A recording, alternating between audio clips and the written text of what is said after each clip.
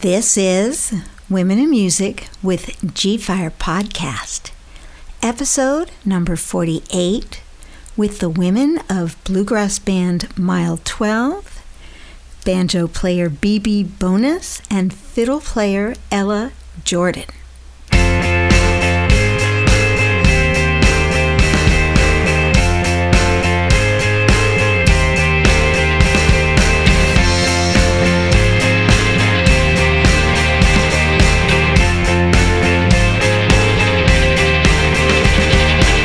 How's it going? Good. You must be BB. Yes, I am. And you're from Australia, right? New Zealand. Oh, I'm sorry. That's all right. Easy mistake.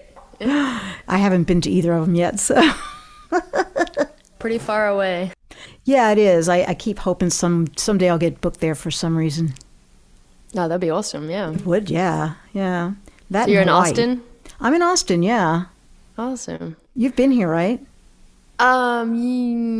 Yes, but a long time ago, like 10 years ago. We've never played there, yeah. You played there? No, we haven't. I don't think the band's played in Austin, but I could be mistaken. It's hard to remember sometimes. How long have you been with the band? We started in 2015, I think. So I was there right from the beginning.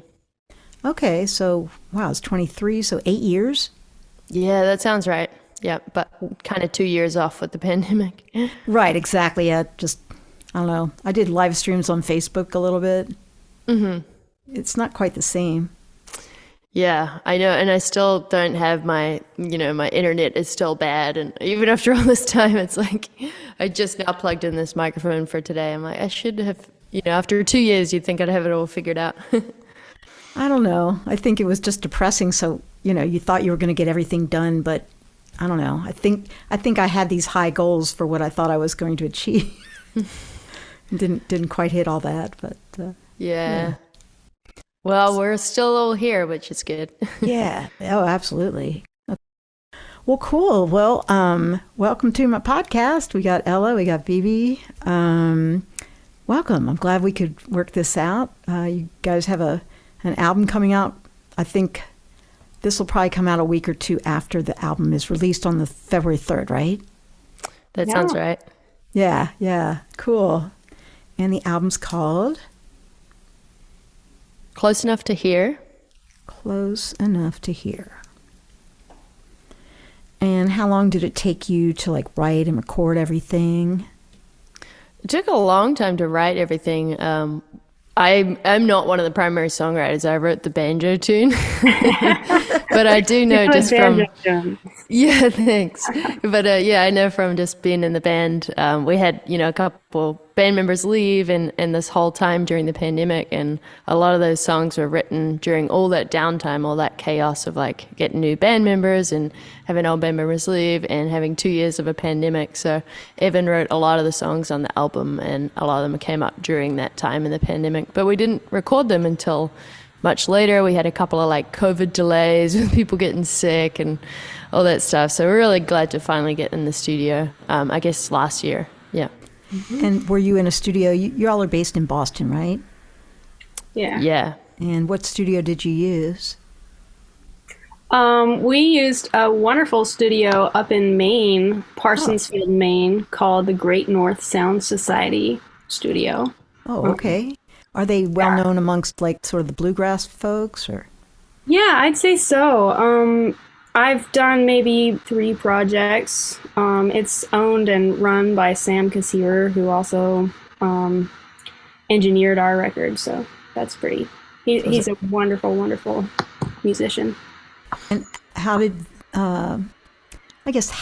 you go about raising money for it, or are you signed to a label that paid for it? We're not. We got incredibly lucky this time around, and we had this friend of ours in Boston. He's a real generous guy and a friend of everyone in the music community. He offered to basically pay for the tracking of the album, which was a significant chunk of change for us. We certainly didn't have it and still don't have it. So it was really helpful to get that. In the past, we've done it all sorts of different ways. Like for our first CD, we did a Kickstarter, which was awesome. And then the next CD, we just were on the road constantly, so we just kind of tucked away money for that one. And then, this time around, we kind of spent all our money ahead of time, just keeping the band on the road. And we kept it pretty cheap. Like the main cost was that the tracking of it. We didn't have a producer this time, so it was just kind of bare bones. So you self-produced? We self-produced, yeah. Mm-hmm. We had Sam engineer, but he really was pretty hands-off with the production side of it. And we did pretty good. We didn't quarrel too much amongst ourselves. That's good to know, yeah. Yeah, there's 5 of you, right? Yeah. So is it 3 men and 2 women? Yeah, you got it. Okay, yeah. And, I guess I can get started. Where are each of you originally from? I am actually from about an hour northeast of Austin, and I think you're based in Austin, right? I'm in East Austin right now. I'm in the Mueller neighborhood, which used to be Mueller Airport a long time ago. Yeah, I'm from outside of Copeland, Texas. I grew up on a farm, and I'm actually there right now. Oh, cool. Okay, that's why we couldn't get any jamming. Yeah. I had this wild idea. I'm like, I could have some real cool bluegrass jamming, but not if you're not in the same room. Yeah, I kind of messed that one up. Sorry, y'all. It's okay. It's okay. It's, it's real nice here in Texas. So good, right? I'm a bit jealous, yeah. Yeah, I hate cold, great. So yeah. This is great. We had a little bit of a cold spell, but it got back to normal. Yeah, it's snowing right now in Boston, and it's pretty cold. I was like, it's just outside, and my feet and my hands were both getting numb, and I was like, I'm dressed up, like I'm bundled. I have my gloves on. There's not much more that a young lady can do out in the streets of Boston. Especially, so I grew up in New Zealand, to answer your question, and so my I don't think my blood circulation was designed for a Boston winter. New Zealand is pretty temperate, so I'm still getting used to it. Go there, yeah. Yeah, that sounds. And did you land here from New Zealand in 2015 when you started the band, or before that? A couple years before that. I think I landed in 2012. Toward the sometime around there, toward the end of the year, and got settled in for a couple of years, made some friends, and then just a couple of folks in the Boston music community were kind of scheming, like how do we do this thing where we have finished school now, but we still like to play bluegrass music, and like, can we possibly make money out of it? So did you go to Berkeley? Is that why you went to Boston? No, actually, but I met, the bass player in our band, Nate. He's went to Berkeley, and so did our previous fiddler, Bronwyn.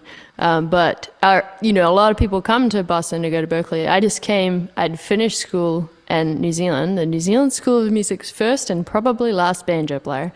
And then I jet setted over here, and it didn't really worry me where I went. I was like, maybe I should go to Nashville, maybe I should go to New York City. But I knew some friends in Boston, and they were like, oh, come live with us. We can, get you some cheap rent, and there's heaps of young people to kind of play music with here, which was true, so there's a really bustling bluegrass music community. So, yeah, that's kind of why I moved here.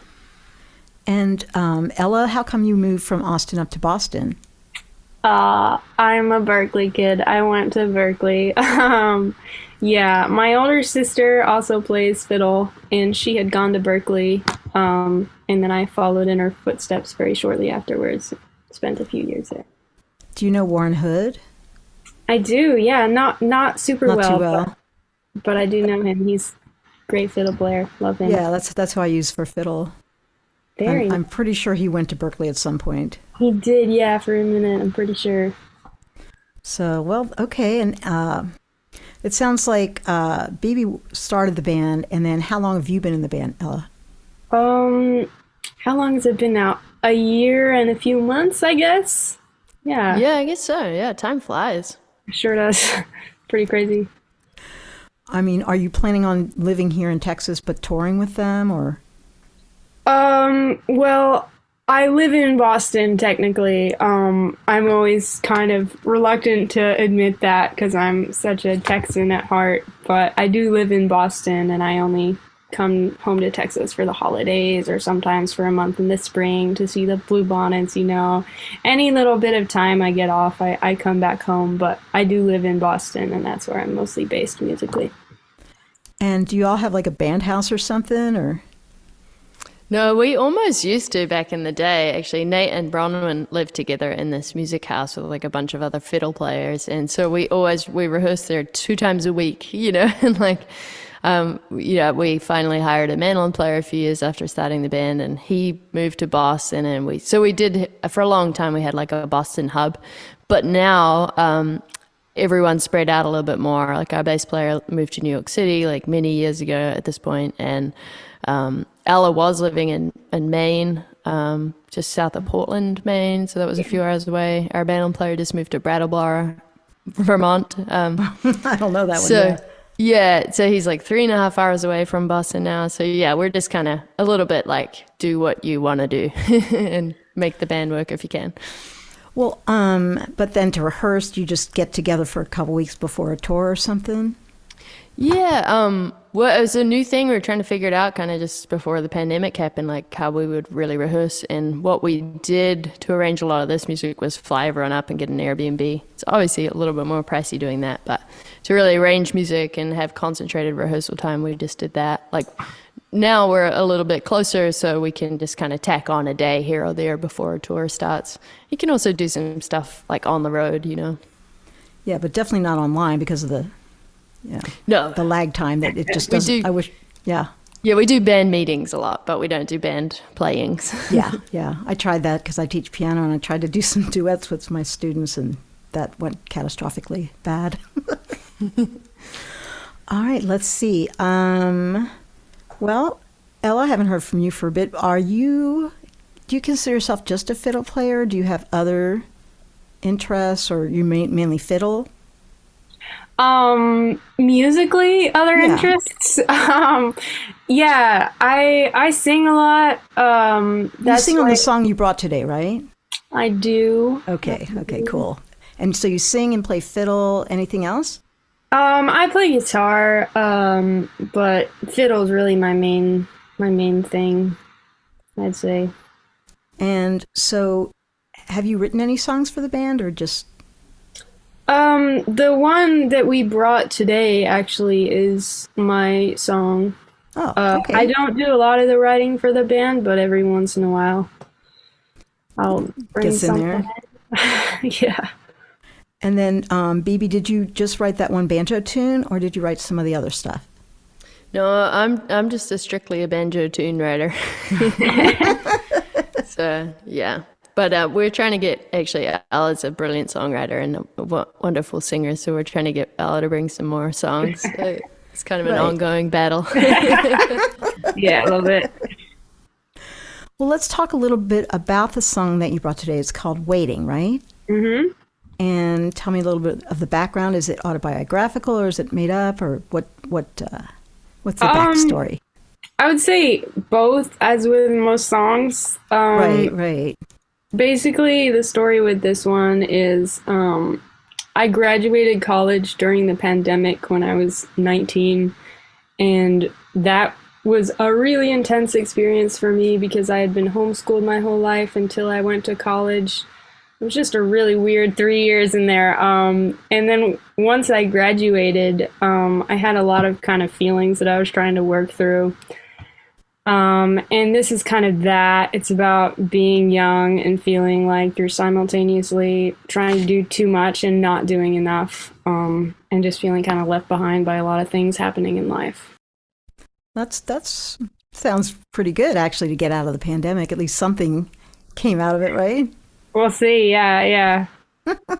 Crazy time for us all. Yeah. At this point, I'll say let's let our listeners listen to your song, Waiting. I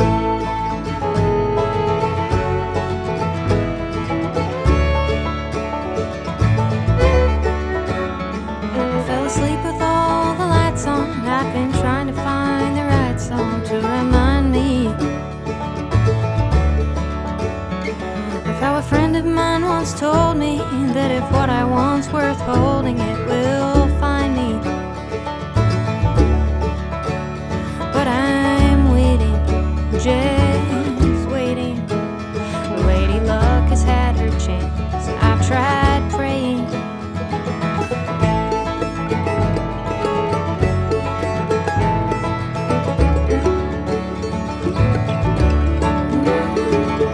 Blessed are those who find their way's been paved and all their dues are paid. I'm jealous of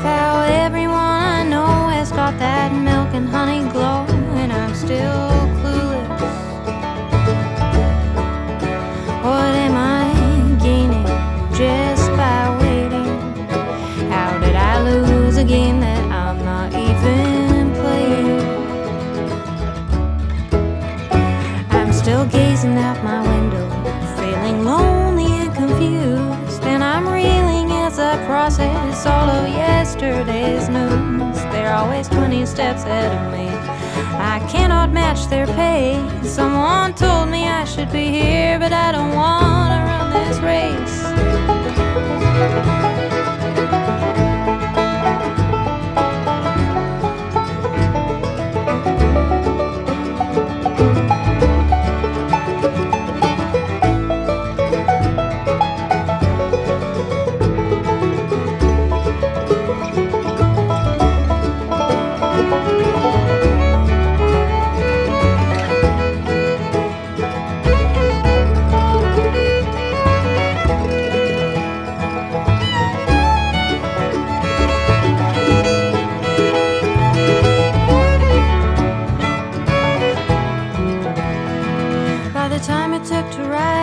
I'll have spent another night and I'm just waiting. I'm asleep but I'm not dreaming. I'm afraid I don't believe in what my fate brings. What am I gaining just by waiting? How did I lose a game that I'm not even playing?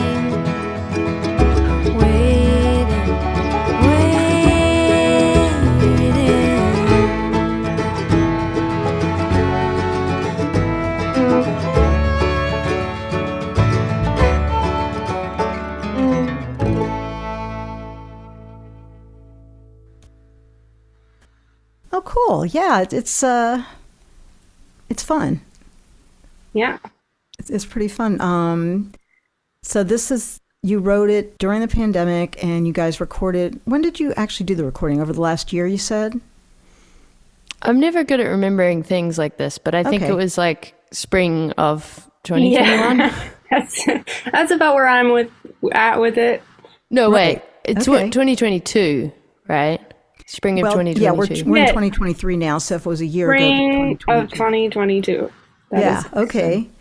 And how did you guys decide what was going to go on the record? And I think it was pretty obvious because we were pretty overdue for recording this one. Like, so we'd performed all these songs for probably 2 years or so, and we knew what arrangements worked and what ones didn't, and kind of it was just a natural thing to be like, we love these 10 songs the most, so they're going to be on there. And I saw the one video you did. Did you do just the one video or any others? We've done, we've released 3 singles, or we're about to release another one, so I guess it will be out by the time this podcast comes out. But so there's 3 videos as well for each single. And what are the singles called? The first one we released is Johnny, Oklahoma, I think. The second one. The second one. Oh, yeah, what was the first one? First one was Close Enough to Hear, the title track. That's right. And then the second one was Johnny, Oklahoma? Yeah, the third one's Take Me As I Am. Okay. And again, how did you go about doing the videos? Did somebody else help you out financially on that, or did you have to? We helped ourselves out financially. Okay, got it. Yeah. So, do you have people you work with in Boston? Yeah. For both these, they were kind of friends of ours doing the videos. The ones that I'm remembering. Yeah. So Sean Trishka, who's a great friend and drummer, he used to live with our bass player, and he's a great videographer as well. So we used him to get a couple of the videos. And then some other friends that live in Portland, they're a mandolin player and fiddle player, Ethan Satiawan and Louise Bacan, and they did, they've done photos for us before, they did videos, but it's, friends helping friends out kind of thing. Got it. I'm always curious about the whole fundraising aspect of being an indie musician. Yeah, it's rough, I guess that's why you can see at a certain point why people sign with the labels, because it's hard to make it all work. But you're doing it right now. When's your coming tour for this album? It'll be in March, and a little into April as well. It's kind of spread out a little bit. But where are you guys going? Oh, Ella, can you remember? I know we're doing some stuff in Florida that I'm pretty excited about. That'll be fun. Doing a date in Nashville and Georgia. I don't know what else is in there. And we're doing a big one in Boston too. We're trying to really push this. Yeah, we're playing at this. And where are you playing in Boston? It's at this venue called the Sinclair, yeah. The Sinclair? Mm-hmm. And that's cool. How many people does it seat or have? It seats too many, 500. 500. Okay, that's a lot. Yeah, we're doing it with a couple of other bands. So they've got the Clements Brothers and Eleanor. I'm blanking on her name. Boy, I should have done my research. On that one? Yes, Eleanor Buckland. Ellie Buckland. So it's an all bluegrass night. Yeah, bluegrass adjacent. I would say like Americana. Yeah. Americana bluegrass. Okay, yeah. Tell me about some of the career highlights y'all have had. We've been pretty lucky, like with performance stuff. You know, like before the pandemic came down, we've gotten to play in a lot of different countries. We got to play at the La Roche Bluegrass Festival in France. We played at a festival in Belgium. We toured Japan. This amazing dobro player and promoter in Tokyo brought us out for a Japanese tour. And I took the band kind of with the help of some friends to Australia and New Zealand to tour. So I would say like we've just been to a lot of places with a little old bluegrass band from Boston. That's kind of a pretty special thing, especially once you have to stop traveling for a couple of years. You really appreciate how amazing that is to be able to take your music around the world. But yeah, and then in terms of like accolades, we've won some IBMA awards, which is like the International Bluegrass Music Association, which is a big deal if you're a bluegrass musician. It sounds like a big deal. Yeah, we won New Artist of the Year in 2020, and then we had the pandemic, celebration of it in our backyard with the TV set up. And then, what else did we get? We got some nominations. We got nominated for Album of the Year one year and a song. We didn't win, but, it was pretty cool to get up to the top 5 of that kind of category. Yeah. And what is it? What's the organization? IBMA, people call it. So it's short for International Bluegrass Music Association. Oh, okay. And how did you get involved with them? You're kind of if you're a banjo player or a fiddle player or a mandolin player, you're just automatically involved with them. Oh, okay. That's not my field, so yeah.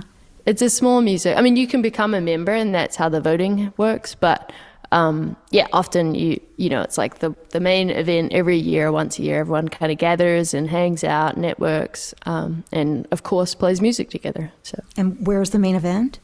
It's in Raleigh most years. It was in Nashville. It was in Kentucky. It kind of moves around a little bit. But always in the South. It does tend to be always in the South. Yeah, we should change that. Any cautionary tales? Ella? Got any? From you mean about being a musician? About being a female musician in particular, since that's sort of the... Yeah, I mean, you kind of get stuff. I mean, I remember one night at a bluegrass festival, I was in this jam, and I was standing next to this guy who just really loudly said, "Man, imagine being a woman in bluegrass. You'd be totally effed." And that was just kind of a weird moment where I was just like, yeah, that's like really weird for you to say that, but it's also kind of can be true in some ways. And just the fact that he was just standing there and just being completely perplexed by why you would ever be a woman in bluegrass was just kind of like one of those moments where you're like, wow, maybe some weird sexism maybe still exists, even though I like to ignore it 100% of the time. I mean, you all can't be the only fiddle and banjo players in bluegrass that are women. No, I mean, there's a lot. And I think, I'm sure this is true, is that like things are changing pretty quickly. Like now I think to be a woman in bluegrass, except for like the odd crazy person in your jam session late at night or whatever, is actually an advantage in some ways. Like you get kind of lifted up, and you people are trying to make sure there's opportunities for women. I'm get as a banjo player and teacher, I get a lot of camp offers, you know, and I think it's just due to the fact that there are less women banjo players, and they, you know, they're looking at their lineup of teachers, and it's like, you know, a lot of the really, really great banjo players are now 60 or 70-year-old white men. And so they're trying to get some white women involved. I mean, not to mention, I mean, there's definitely some disparities between women and men, but there's also a huge racial, you know, disparity as well. It's like, it's just hard to change this. I mean, is it mostly kind of white people that are in bluegrass? 100%, yeah. I mean, wow. 98.9%. Isn't there like the Carolina chocolate drops or something? Yeah, and there's a, like, you know, bluegrass is kind of a blurred word in some ways. Like that would technically be kind of more old time, like just the style of banjo they play, and, you know, and there's not like a whole lot of difference between old time and bluegrass anyway. But yeah, I think just in general, like even in music in general, I think any kind of folk music is pretty leans towards white people. That probably isn't going to change anytime soon, I guess. Yeah, I mean, I think the same thing happens for, like, people are trying to, you know, the few people there are that aren't white are given plenty of opportunity, which is great. And hopefully that spurs on more enthusiasm for younger people that say, hey, look, that guy's playing the banjo. I want to do that too, you know? So I guess it'll just take time. Yeah. Do you have any plugs that I haven't mentioned? I think just the just like the website. I was just looking it up because you said where are we touring, and I was like, I don't know. But our website is. What is your website? mile12.com. It's pretty easy to remember. And it's just 1 mile. It's mile 12. Yeah, the 12 is not the number. It's spelled out. So. Okay, miletwelve.com. Yep, you got it. And how'd you come up with that name? That's not a great story. You know how some bands have really cool names and they have really cool story behind them? Ours is not one of those. It's not that cool. Okay. We'll just leave it there for the imagination. Yeah. Any other stories you'd like to tell me? Road stories or anything good or bad? Just something. The bad ones aren't great stories because they're just a little sad. You know, we got delayed and we got stuck in the airport, or we got stuck here. But a lot of good times out there on the road. I mean, I think we've been incredibly lucky to have an audience, and bluegrass music can just be like that, where there's this whole community that's ready to come and see you at a show, even though they have no idea who you are. You know, like, that's a pretty cool, trusting thing that I don't think you get as a young rock band or a young pop band. So, yeah, it's been very cool. Yeah, I mean, the age range, obviously, it's going to be everybody of all ages that enjoys that, right? Yeah, and I think it's going to be more young people. I mean, it is a lot of older folks, and I think that's changing too. It's like people like Billy Strings are out there touring, and, you know, he's touring with a banjo player, and he's one of them. I think he's more famous than bluegrass music as a whole, which is hilarious. But yeah, I think that's gonna, you know, it brings in all kinds of people of all ages, and it's really exciting to see that. Great. Ella, you got anything else you want to share? I don't know, man. Well, you won some contests down here, right, in Austin? Well, I think I'm still the youngest winner of the Old Settlers Youth Music Contest. Okay. I don't know. I haven't looked in a while, but that record stood for at least 10 years, I think. That's pretty cool. My sister, Minnie. We played a lot in a band down here. And does your sister still play? Yeah, she lives in New York City. She's killing it. Oh, okay. Yeah, that's a good place to be. Yeah. And I don't know. Do you guys play here? Do you play at Old Settlers? Did your band come down and do that, or not so much? We would love to. We haven't been invited yet. But yeah, send out the good vibes for us. Send out the good vibes. Yeah, definitely. I don't know. Is there anything else I haven't touched on? I always think, I